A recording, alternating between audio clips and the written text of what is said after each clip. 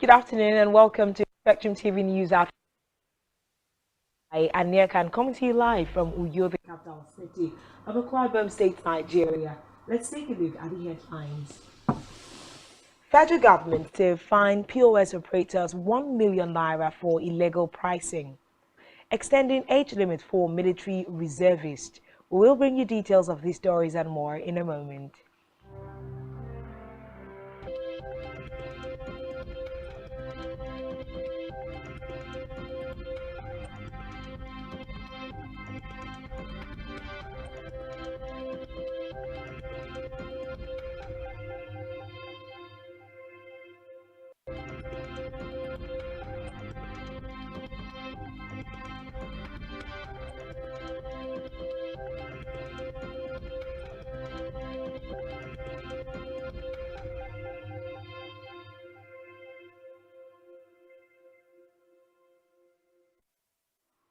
First in the news this afternoon is a report that the federal government, through the Federal Competition and Consumer Protection Commission, has issued a cease and desist order to point-of-sale operators from conduct that constitutes an infringement of the law.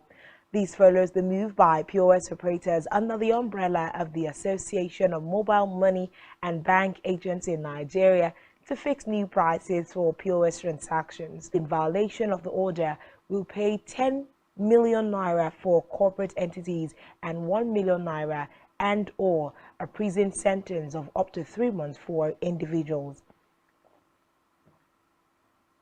Meanwhile, the federal government has announced the introduction of 4 additional regulations to address environmental and safety concerns in the midstream and downstream petroleum sector.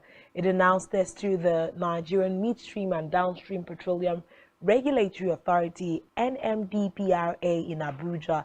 It said the regulations were in line with the Petroleum Industry Act, Petroleum Environmental Regulation 2023, designed to ensure that environmental standards and practices are upheld across midstream for the cleanup, rehabilitation, or management of negative environmental impact from petroleum operations nationwide. In the meantime, the federal government has arraigned 12 suspected oil thieves in connection with the intercepted Cameroon-bound vessel laden with 150 metric tons of sterling crude oil. Reports say the federal government arraigned the 12 suspected oil thieves before the Federal High Court in Asaba. The charge sheet had contained in the charge sheet were read to them before Justice F.A. Olubanjo. Recall that the vessel MT Tora 2 was intercepted on July 7 on Escravos Sea in Delta. Citizen of Nigeria now, Vice President Kashim Shettima, who is representing President Bola Tinubu at the United Nations Food Systems Summit in Rome, as well as the Russia-Africa Summit. Shettima departed Abuja yesterday for the 2 major international summits in Rome, Italy, and St. Petersburg, Russia. This was disclosed in a statement by his spokesman, Olushola Abiola. At the Rome event, the Vice President will join other global leaders for the first stock-taking moment to Wednesday, 26th July. During the summit, the Vice President will chair a high-level session themed Innovative Financing for Food System Transformation, the Case of Nigeria, and the Side Effects on Scaling Up Multi-Stakeholders Collaboration and Investments in the Implementation of Food Systems Trans-Africa Summit, scheduled for Wednesday, July 26th. While in Russia, the Vice President will join other political and business leaders at the 2nd Russia-Africa Summit and Russia-Africa Economic and Humanitarian Forum, focused on strategizing to enhance relations between Russia and the African AAN, has shifted the dates to effect the new toll fare at the Nnamdi Azikiwe International Airport from July 17 to August 1st, 2023. According to a statement by the FAN management in Abuja, the fare will change from 200 to 300 naira, while those of buses and sport utility vehicles will change from 300 to 500 naira only. It also added that the fare for trucks, 6 tires, would change from 500 to 1,000 naira, while those of trailer and container tariff would be 2,000 naira. The management urged the public to take note of the change park and pay for car parks that had been provided for their comfort, noting that drop-off zones, rules and regulations guiding movement should be respected to create free traffic flow around the airport environment. From the Green Chambers now, where the 10th House of Representatives has released its 6-point legislative agenda for the 10th Assembly to drive progress, prosperity and inclusivity across the country. The House Leader and Chairman of the Ad hoc Committee on Legislative Agenda, Julius Igovere, announced the agenda today in Abuja. He listed the agenda as economic empowerment and diversification, infrastructure development, education and human capital development. Others include healthcare for all, transparent governance, accountability, and the security and safety of persons and property, as well as economic empowerment and diversification. On electoral matters, the chairman of the Independent National Electoral Commission, INEC, Mahmood Yakubu, and the national commissioners of the commission are currently meeting with accredited local election observers group and civil society organizations CSOs at its headquarters in Abuja. The meeting aims to review the 20 governorship elections in Imo, Kogi, and Bayelsa State. Reports say the public meeting with members of the CSOs and local election observers groups is its first since the conclusion of the 2023 general elections. Recall that INEC had in the last 2 weeks been engaging with critical stakeholders who participated in the conduct of the 2023 general elections, have taken to the streets of Benin City, the state capital, in protest against the recent hike in fuel prices. Reports say they walked through some major streets and condemned the increase and the high cost of governance in Nigeria. Carrying placards with several inscriptions, the Edo civil society groups also rejected the proposed 8,000 naira palliative by the federal government following the removal of the petrol subsidy. In another development, a group led by the All Progressives Congress returning officer for Adamawa governorship election, Mustafa Madawaki, alleged that the Independent National Electoral Commission, INEC, has the intention of jeopardizing the petition of the party governorship candidate for the state, Aisha Binani. The returning officer said that INEC has connived with the governor of Adamawa State, Ahmadu Fintiri, to forcefully take the mandate of APC.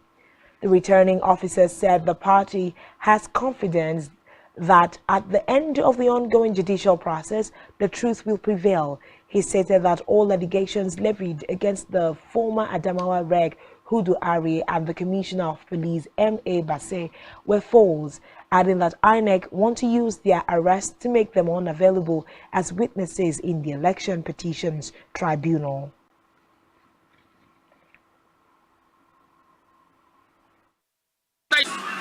And after it became clear that the APC candidate against all odds had won, the plot to deprive her of the victory was taken to another level.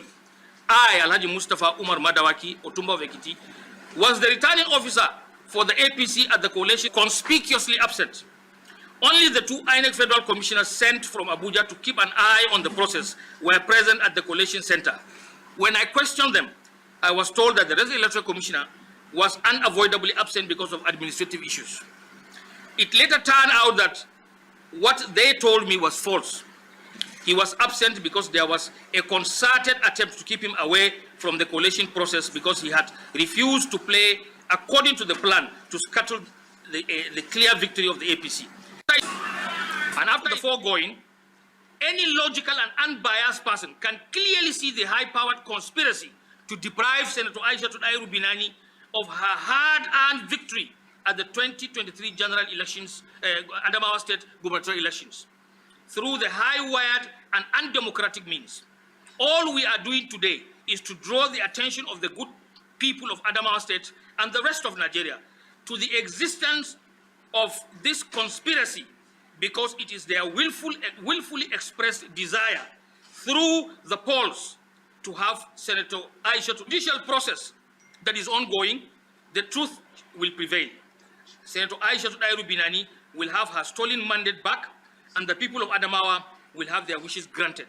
Finally, I want to take this opportunity to remind us that all Nigerians, and indeed the international community, are keenly waiting to see how the matter is eventually resolved. To this end, back here on the home front, Akwa Ibom State Governor Pastor Moino has begun the hosting of the Akwa Ibom Dialogue and the formal launching of the Arise Agenda. The event, which is currently holding at the Ibom Icon Hotel and Golf Resort, Uyo, has the former Minister of Budget and National Planning, Senator Udoma Udoma, as the chairman of the occasion, while the immediate past governor of the state, Udom Emmanuel, as a special guest of honor. Recall that Governor Eno had earlier announced that he had specifically reached out to stakeholders in key sectors of the development to converge for the summit scheduled for today, Monday 24th through Thursday 27th of July. We move now to Africa, where a suicide bomber in Somalia's capital Mogadishu killed at least 13 soldiers and wounded at least 20 more inside a military academy today in an attack claimed by the Al-Shabaab militant group. A military campaign launched by government forces and allied militiamen in 2022 has forced the Al-Qaeda-linked group from large swaths of territory in southern Somalia, but the militants have continued to stage deadly raids. Al-Shabaab fighters had stepped up their attacks. Still in Africa, President Vladimir Putin has pledged to deepen relations with African countries across several spheres, promising a free supply of grains to the continent to tackle food insecurity. Putin made this known today in a statement themed Russia and Africa joining efforts for peace, progress and a successful future ahead of the second Russia-Africa Summit and Russia-Africa Economic and Humanitarian Forum. The summit, scheduled to hold on July 27 and July 28 in St. Petersburg, Russia, seeks to strengthen relations between Russia and Africa, aligning priority cooperation areas for the coming decades of the 21st century. Putin stated that Russia attaches great importance to the summit with expectations of adopting a comprehensive declaration, a number of joint statements, and approval of the extension of the Russia-Africa Partnership Forum Action Plan to 2026. On the foreign scene, Russian President Vladimir Putin has signed a law that raises the age limit by 5 years for certain categories of citizens to remain in Russia's military reserve as Moscow intensifies attacks on Ukraine. The amendments to the federal law on military duty and military service increases the age limit for various categories of servicemen, including soldiers, sailors, sergeants, foremen, warrant officers and midshipmen.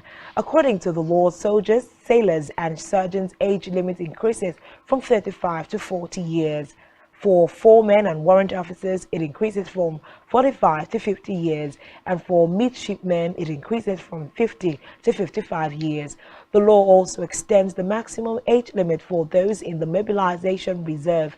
Reports say the new rules will take effect from January 1, 2024, with a transitional period until January 1, 2028, when citizens in the reserve will be gradually transferred to retirement.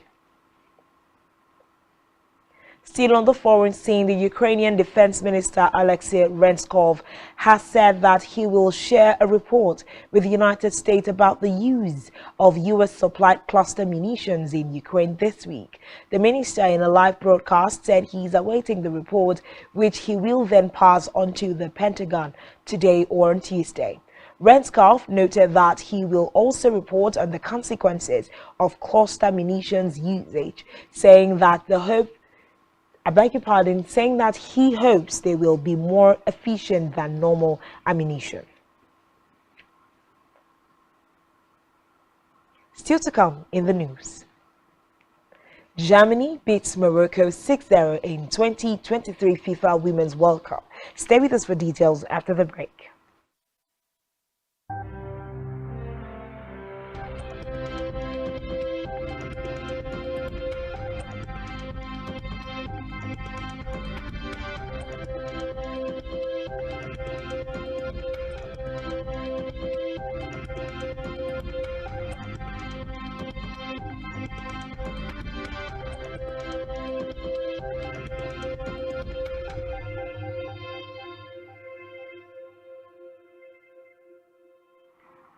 Thanks for staying tuned, and now to the rest of the news.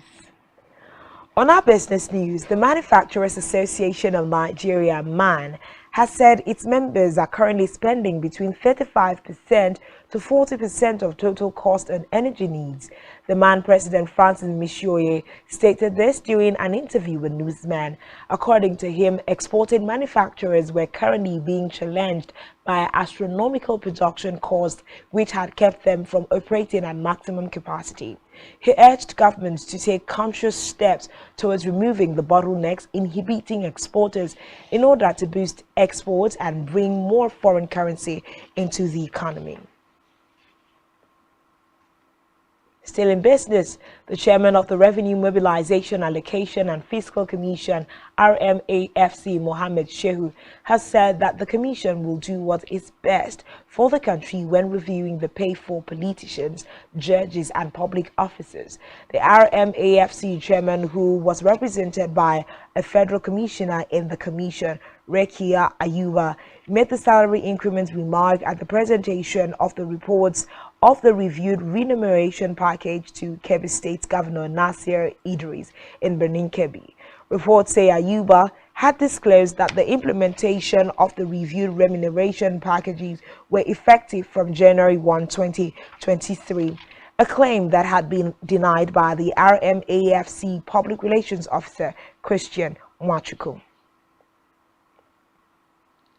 In health, the Kwara State government has commenced the administration of oral polio vaccines to children in Lafiangi, Edu local government area of the state. Speaking on the immunization campaign, which started yesterday, the Executive Secretary of Kwara Primary Healthcare PHC Development Agency, Dr. Nusirat Elelu, explained that it is an exercise to protect children from childhood killer diseases. She described polio as a viral disease that can cause irreversible paralysis in infected individuals, adding that the agency and its partners have been able to successfully interrupt the transmission of the circulating mutant polio virus across 16 local government areas through quality polio vaccination campaigns in the last several months. Still in health, latest official figures from the Kaduna diphtheria death toll has reportedly hit 13 in 2 local government areas. Reports say 10 people died from the disease in Kafanchan, Jema local government area of Kaduna State. 3 children died in Makafri local government area, while 7 others were hospitalized. Confirming the outbreak in Makafri local government area, local council health secretary Aliyu Al-Hassan said the suspected cases occurred at Tasha Nahu community in Gubuchi ward. Meanwhile, the chief epidemiologist, Kaduna State Ministry of Health, Dr. Jeremiah Daiko, lamented that some communities in the state were rejecting vaccines against anthrax disease, which broke out in some states. In sports, talismanic striker Alexandra Pope scored twice as Germany thumped debutants Morocco 6-0 to launch their Women's World Cup title charge in ominous fashion today. Pope's 12-minute header set the Germans on their way in Melbourne and collected another before the break as the 2-time champions romped to the biggest win of the tournament so far. Meanwhile, Clara Buell added a third in Germany's first attack after the restart before own goals from Hanan Ait Al-Haj and Zainab Rundani. A last-minute strike from substitute Leah Shola completed the rout as Morocco's piece of history. The first Arab team to play at a Women's World Cup ended in disappointment.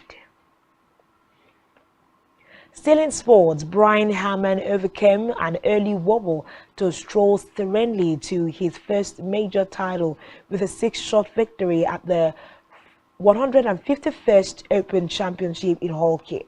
Harman, ranked 26th in the world, becomes just the 3rd left-hander to win the Claret Jug, emulating Bob Charles in 1963 and Phil Mickelson in 2013. Reports say the victory, which saw him collect £2.3 million, is just the 3rd in his career and first since 2017. On our entertainment news, Twitter owner Elon Musk has unveiled a new logo for the social media platform. The logo features a white X on a black background, replacing the original Twitter bluebird symbol. Unveiling the new logo, the Twitter Chief Executive Officer Linda Yasrino said X is here, encouraging the public to key into the new vision. Still on entertainment, Mission Impossible Dead Reckoning Part 1 has grossed 78 million between July 14 and July 21, 2023. Directed by Christopher McQuarrie, the movie tells another story of Ethan Hunt trying to save the world as he goes up against a powerful rogue artificial intelligence known as the Entity. Reports say the trailer, which promised a lot of daring stunts from Cruise, had people expectant. The numbers show that the movie met expectations in just the first week of its release.